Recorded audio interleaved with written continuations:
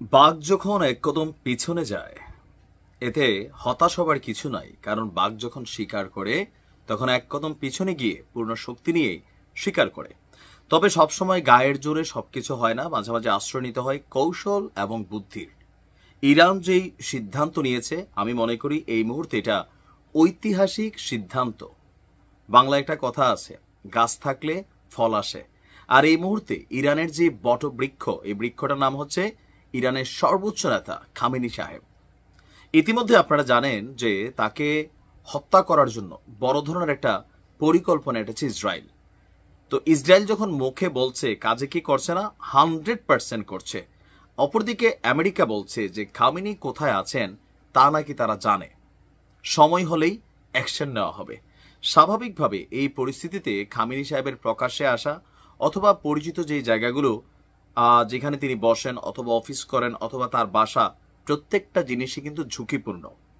তো এই ঝুঁকিকে কাটানোর জন্য যুদ্ধকালীন পরিস্থিতি বিবেচনায় ইরানের সর্বোচ্চ নেতা খামেনিকে গোপন স্থানে সরিয়ে নেওয়া হয়েছে, এক বাংকারে রাখা হয়েছে, যেটা পারমাণবিক বোমার আঘাতেও ধ্বংস হবে না বলে দাবি ইরানের।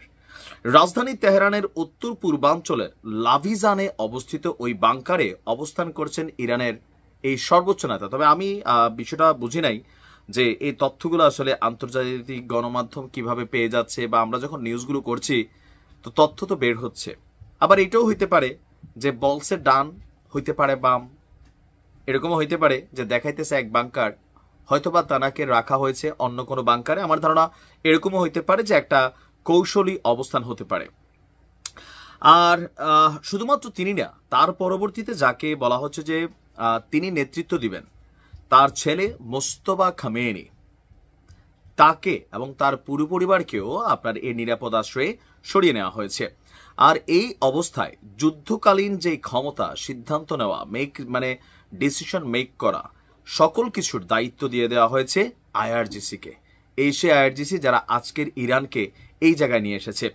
ইরানের সর্বোচ্চ নেতা খামেনি ইতিমধ্যে এলিট এই বাহিনীটির সর্বোচ্চ পরিষদের কাছে তার এই ক্ষমতাকে তিনি সাময়িকভাবে হস্তান্তর করেছেন।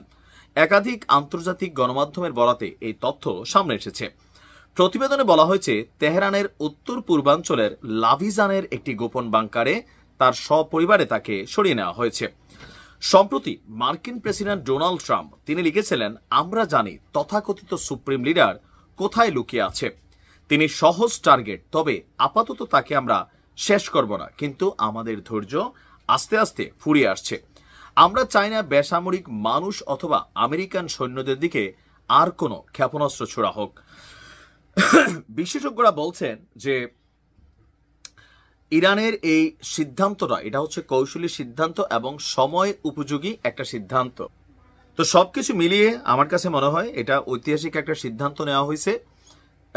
যে একটা টার্ম চলছে, এই টার্মের মধ্যে যে কোনো কিছু ঘটাই দিলে কিন্তু এই অপূরণীয় ক্ষতি আর কখনো পোষানো যাবে না। খামেনি সাহেব ওই নেতৃত্ব, যিনি আজকে ইরানকে এই জায়গায় নিয়ে এসেছেন, এবং তার নেতৃত্বে এতগুলো প্রধান প্রধান জায়গায় ক্ষতিগ্রস্ত হওয়ার পরেও ইরান সুন্দর, পরিপক্ক, কৌশলী একদম ইসরায়েলকে ডিফিট করছে। আল্লাহ খামেনি সাহেবকে হেফাজত করুন। আসসালামু আলাইকুম।